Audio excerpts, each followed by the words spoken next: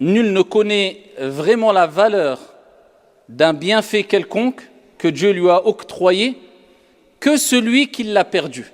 Et lorsqu'on perd un bienfait quelconque, eh bien c'est à ce moment-là, malheureusement, seulement à ce moment-là, qu'on se rend vraiment compte de la valeur de ce bienfait. Et il est important de ne pas attendre de perdre le bienfait pour se rendre compte vraiment de la valeur de ce bienfait. Mais malheureusement, c'est un peu ça la règle en général, du moins chez moi le premier. Ayyuhal ikhwatul kiram, il faut savoir que si Dieu t'octroie la santé, eh bien par la cause de cette santé, eh bien tu peux trouver la richesse. Tu peux profiter des bienfaits que Dieu t'a donnés, des bienfaits qui ont une relation avec la vie d'ici-bas ou autre. Mais par contre, si Dieu te prive de la santé, bien que tu sois le plus riche, bien que tu aies le compte en banque plein d'argent, bien que tu ne manques de rien financièrement, eh bien comme vous le savez toutes et tous, tu ne pourras jamais acheter la santé. La santé te permet d'acquérir des bienfaits, parmi ces bienfaits la richesse. Mais avec l'argent, tu ne pourras jamais acquérir la santé. Ce qui nous rappelle que parmi les plus grands des bienfaits, la plus grande des richesses, le plus grand des trésors, c'est la santé. Et les gens malades s'en rendent vraiment compte. Et là, je m'adresse particulièrement lors de ce sermon à toutes celles et ceux touchés par une maladie qui sont malades.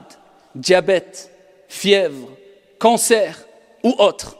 Sachez que pendant que vous êtes malade, eh bien vous vous rendez compte vraiment que l'être humain est faible. Et que parmi les plus grands des bienfaits que Dieu nous a donnés, c'est la santé.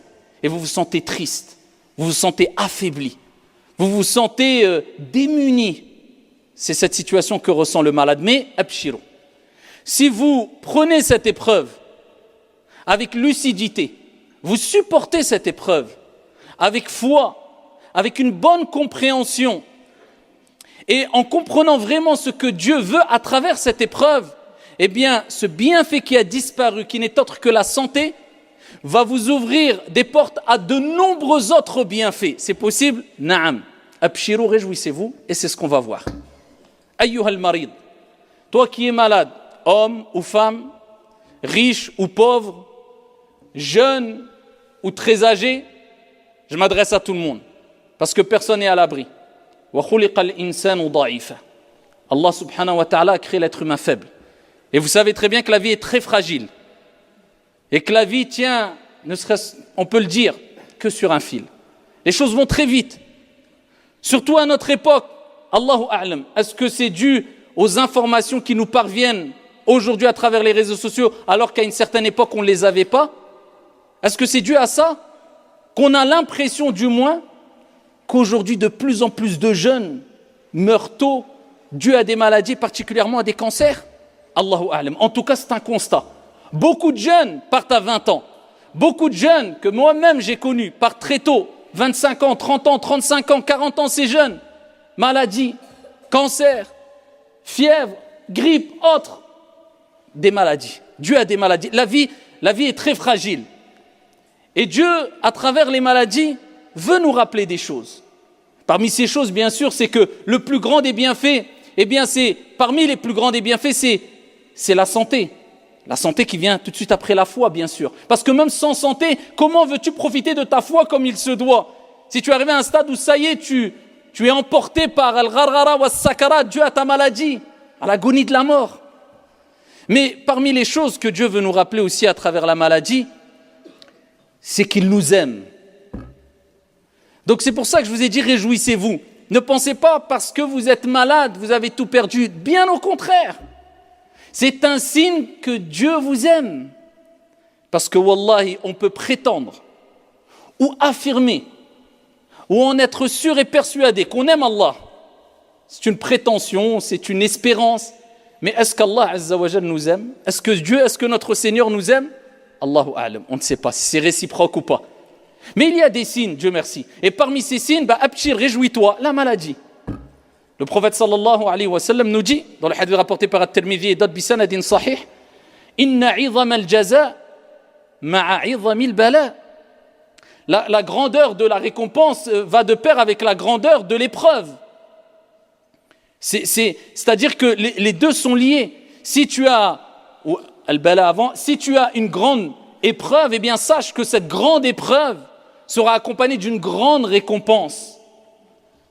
Et il dit, alayhi salatu wassalam, Inna Allah, tout de suite après, Inna Allah idha ahabba qawman ibtalahum. Si Allah aime des gens, aime un peuple, comment il réagit? Il les éprouve. Il t'aime et il t'éprouve. Certains vont nous dire, comment ça? Vous prétendez que Dieu existe et que Dieu est miséricordieux, mais vous affirmez que Dieu éprouve ceux qu'il aime. C'est paradoxal. Faux, pas du tout paradoxal. C'est une preuve que Dieu nous aime. Walillahil mathalul a'la. Prenons un exemple concret. Toi qui es père, toi qui es une mère, les parents, eh bien s'ils voient leur enfant qu'ils aiment, la prunelle de leurs yeux, ce qu'ils ont de plus cher, leurs enfants, eh bien s'ils voient leurs enfants faire commettre une bêtise quelconque, eh bien qu'est-ce qu'ils vont faire? Dès le plus jeune âge, ils vont les priver de choses que les enfants aiment, à titre quelque part de punition, pour leur dire, je te prive de ça, ce que tu aimes, je vais te priver, donc je vais te faire mal. Donc le but du père, de la mère, c'est quoi? C'est de faire mal quelque part psychologiquement à l'enfant. Mais est-ce que c'est méchant? Est-ce que c'est mauvais? Est-ce que c'est une preuve qu'il ne l'aime pas? Non, c'est pour l'exhorter parce qu'il sait que l'enfant a besoin d'une éducation. L'enfant a besoin de rappel. L'enfant a besoin qu'on le prive de certaines choses qu'il aime quand il commet des bêtises afin de prendre conscience qu'il faut qu'il revienne vers le droit chemin. Donc c'est une preuve d'amour. Donc est-ce que toi tu prétendrais que tu n'aimes pas tes enfants parce que tu leur as privé d'une chose qu'ils aiment? Eh bien, comment prétendre que Dieu t'aime pas parce qu'il t'a privé d'une chose qui t'est chère, la santé? C'est un rappel, Dieu te rappelle à l'ordre, Dieu pense à toi, Dieu t'aime. Dis alhamdulillah qu'Allah Azza wa Jal pense à moi, qu'Allah m'envoie un message, qu'Allah m'envoie un signe, qu'Allah me secoue, qu'Allah me rappelle à l'ordre.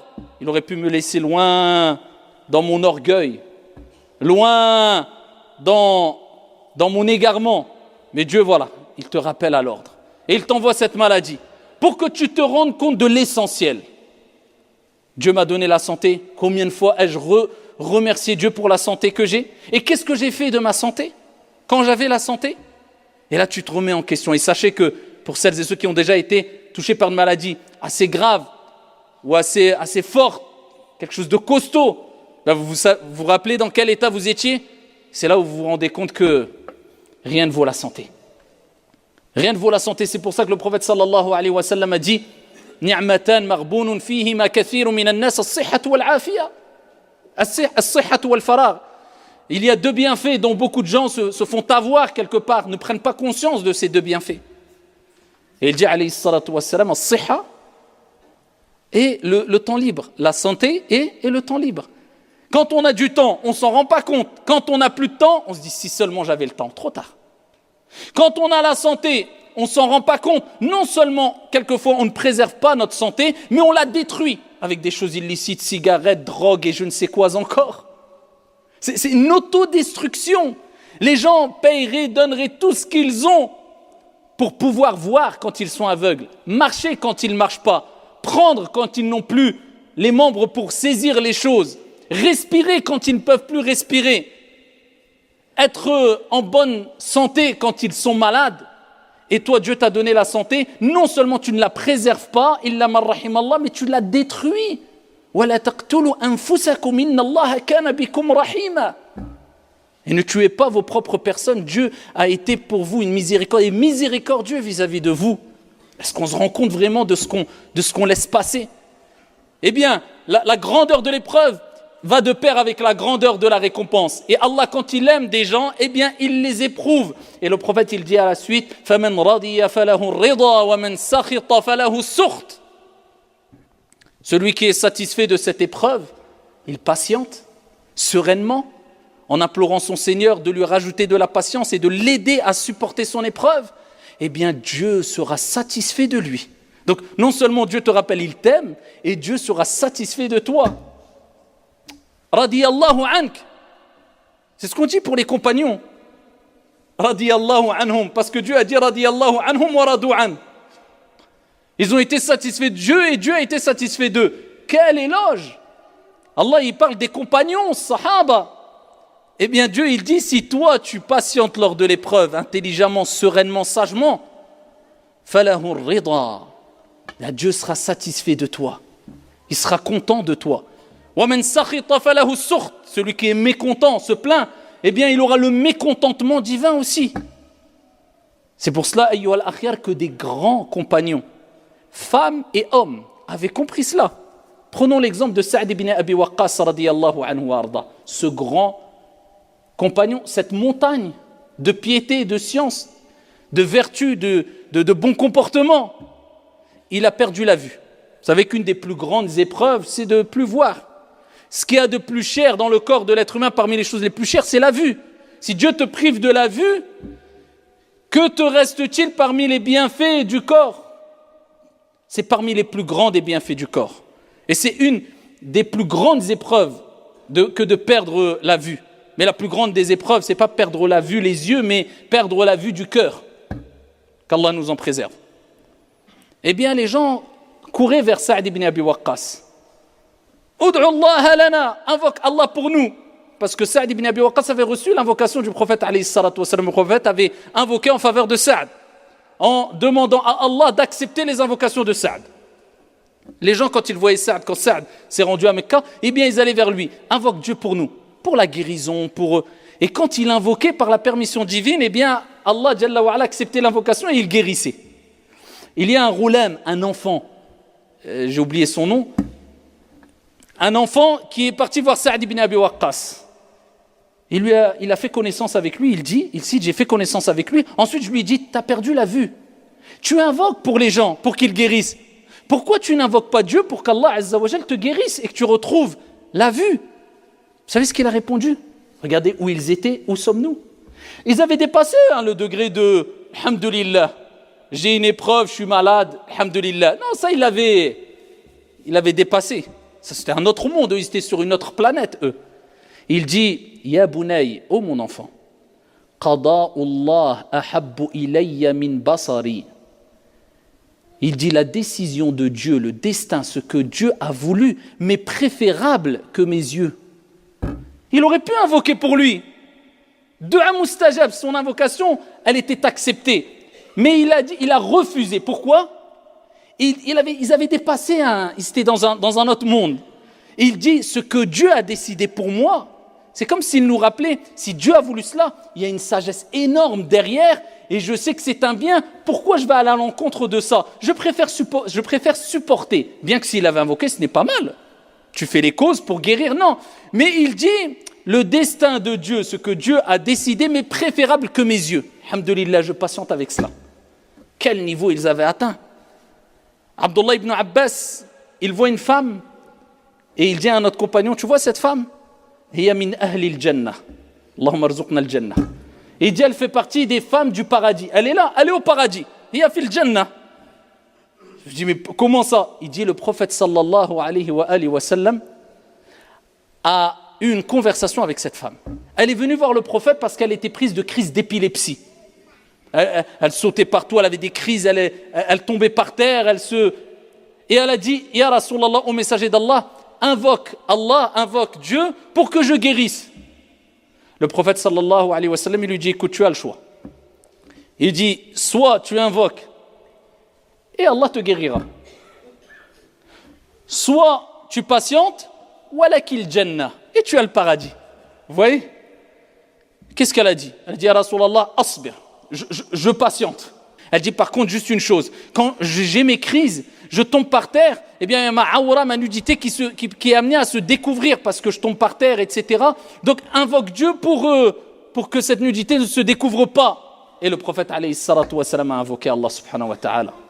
Ceux-là avaient compris la parole du prophète alayhi salatu wassalam lorsqu'il dit alayhi salatu wassalam, la maladie du croyant est une expiation de ses péchés. Quand un croyant est malade, eh bien, à travers cette maladie, Allah, il lui expie ses péchés. Il faut dire les épreuves que les gens ont reçues et qui n'ont pas provoqué et cherché, non, qu'ils ont reçues et qu'ils ont patienté, eh bien, cela se transformera en une récompense que tu ne peux même pas imaginer. C'est pour ça que Dieu dit, Allah subhanahu wa ta'ala accordera la récompense à ceux qui ont patienté, bi ghayri hisab, sans compter. Et les habitants du paradis, ils vont réceptionner les gens au paradis. les habitants du paradis, et parmi eux, les anges, al-malaïka. Al-malaïka, qu'est-ce qu'ils vont dire aux gens quand ils vont rentrer au paradis? Première des choses, Salamun alaykum bima sabartum. Ça va dire que la paix soit sur vous, bienvenue à vous, le salam. Pourquoi? Bima sabartum, pour la patience que vous avez eue. Donc, on voit que la clé du paradis, c'est as-sabr. Et le prophète, il a dit, as-sabr indama sadmatil oula. C'est au premier moment du choc que le croyant se doit de patienter. Plus que cela, ayyuhal akhir. Vous savez que celui qui est malade, toi qui m'écoutes, qui est peut-être malade, petite maladie ou grande maladie, maladie irréversible ou pas, peu importe, eh bien, écoute bien. Tu as ce qu'on appelle ma'iyatullah. Tu as l'accompagnement de Dieu. Dieu est avec toi. C'est pas Allah, il est à côté de toi. Allah est proche de toi. Et c'est une proximité khassa, particulière, spécifique. Preuve en est dans le hadith très connu que vous connaissez toutes et tous, je pense. Hadith Qudusi. Où Allah subhanahu wa ta'ala dit Yabna Adam. Ô toi enfant d'Adam. Pourquoi tu ne m'as pas visité alors que j'étais malade? Allah, il dit ça. Alors que j'étais malade, tu ne m'as pas visité. Le serviteur dira, Ya Allah, comment aurais-je pu te visiter alors que tu es Rabbul Alamin? Pour dire, toi, Allah, malade, je vais te visiter, c'est toi le Seigneur des mondes. Allah, il explique. C'est pas Allah qui est malade, au premier sens du terme. Non, Allah, il explique. Il dit, un tel était malade et tu ne l'as pas visité. Si tu l'avais visité, tu m'aurais trouvé auprès de lui. Vous savez, quand quelqu'un a un enfant qui est malade, un parent par exemple, ou quelqu'un proche de sa vie qui est très malade, tu as tendance à dire Walillahi al-mathalul a'la. Il est malade, c'est comme si j'étais malade. Tu ressens Dieu à quoi? À la proximité, à l'amour que tu portes vis-à-vis de la personne. Eh bien, Dieu ne dit pas que lui, il est malade. Mais il rappelle que c'est un terme qu'il utilise pour montrer tellement que je suis proche de mon serviteur malade, tellement que j'éprouve de la miséricorde, de la proximité, de la compassion vis-à-vis de lui, il utilise ce terme, j'étais malade. Et il rappelle, ça voulait dire quoi? Un tel était malade, si tu l'avais visité, tu m'aurais trouvé auprès de lui. Parce qu'Allah, il est à côté des malades. Allah, il est proche des malades. Donc, pour vous rappeler que Allah subhanahu wa ta'ala, il nous dit, tu es malade, c'est une purification de tes péchés. Tu es malade, je serai avec toi, je serai proche de toi. Tu es malade, ton invocation, elle est acceptée. Tu es malade, c'est parce que je t'aime. Tu es malade, je vais t'élever en degré. Tu es malade, tu vas patienter, ça sera ta clé pour le paradis. Tous ces cadeaux pour qui? Pour Al-Marid. Et tellement que la miséricorde, la rahma, la baraka, elle est énorme. Quand quelqu'un est malade, même celui qui le visite, eh bien, bénéficie de cette miséricorde. Comme on va le voir rapidement, Inch'Allah. Mais avant cela, rappelez-vous d'une chose, c'est qu'à travers les bienfaits de la maladie ou de l'épreuve en général, c'est ce que je vous ai dit précédemment, c'est Dieu qui te rappelle à l'ordre. C'est un des cadeaux de la maladie. Et ça, il faut le comprendre. Dieu te rappelle, attention, regarde, tu es faible. Donc maintenant, pose-toi la question, si tu avais la santé, tu revois les priorités, demain peut-être je te redonnerai la santé. Là, je t'ai envoyé un signe. N'oublie pas cela. Parce que l'être humain oublie beaucoup. Il a été appelé insan li'annahu yansa. Il a été appelé insan parce qu'il oublie aussi, entre autres. Donc n'oublie pas, donc rappelez-vous que quand Dieu vous emmène une maladie, ensuite il vous guérit, c'est pour vous rappeler à l'ordre. Et Dieu ne va pas t'envoyer 1 million de messages alors que tu restes persisté dans ton ignorance et dans ton égarement. Attention, prends cela comme des messages, prends cela comme des rappels, comme des électrochocs pour que tu te réveilles. Et prends les meilleures des leçons de ta maladie. Et quand je vous disais tout à l'heure, la bénédiction elle est tellement grande, pour terminer ici, c'est que le prophète sallallahu alayhi wa sallam a dit tout simplement kama ja'a fi sahih, si une personne visite son frère malade le soir à l'hôpital par exemple ou chez lui, 70 000 anges invoquent Allah subhanahu wa ta'ala en sa faveur toute la nuit.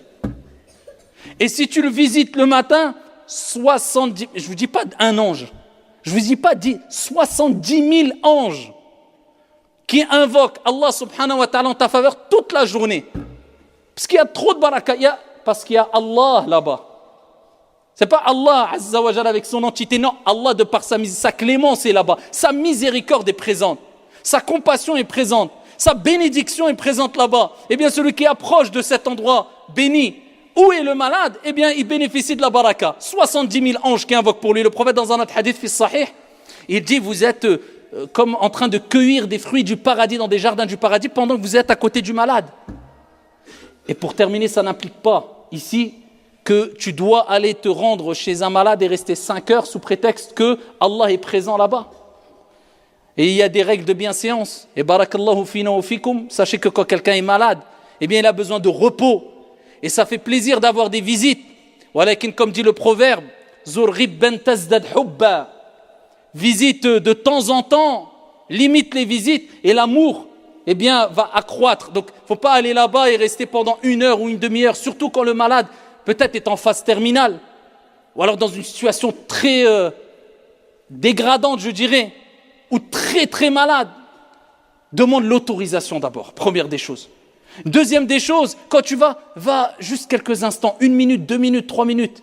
Quand tu es là-bas, ne regarde pas en disant « Oh, mskin ». Ah, ok, là c'est la fin. Peut-être si lui ne peut pas parler, s'il parlerait, il te dit Tahour la ba's, Tahour incha'Allah, kama kana yaqulu alayhi salatu wa sallam. Le prophète il disait quoi? Dis la ba's, Tahour incha'Allah, c'est une espérance. C'est-à-dire il n'y a pas de mal, c'est une purification incha'Allah. C'est-à-dire même si tu utilises d'autres mots, tu dis Alhamdulillah rak bekhir, Alhamdulillah, ça va passer, c'est une purification, et tu parles d'autres choses, etc. Mais d'aller de rester pendant 1 heure ou aller en attroupement de 20 et de rester devant la chambre comme ça et de rester 5... Non, visiter, oui, il faut le faire. Mais que ça soit bref. Et je parle particulièrement des visites, des gens qui visitent les personnes qui sont dans les derniers instants, les dernières minutes de leur vie. Ça y est, il y a des gens, vous savez, ils sont dans les derniers instants de leur vie. Tout le monde sait, les médecins, ils vous disent, on ne peut plus rien pour lui. Il est allongé, quelquefois, physiquement, ils sont dans une situation... c'est un bien, c'est une purification. Mais il n'est même plus conscient, ou il n'arrive pas à bouger. Et tu vois, excusez-moi du terme, mais c'est le bal, défilé. Et tout le monde, rijalan wa nisaa, les hommes et les femmes, et qui rentrent et qui le regardent, et tous, un après l'autre, oh mskin. Est-ce que toi, t'accepterais, billahi alayk, que tu es dans un certain état, allongé, bloqué, et que toute la ville vient et te regarde comme ça, mskin, homme, femme, enfant, âgé, qui accepterait ça?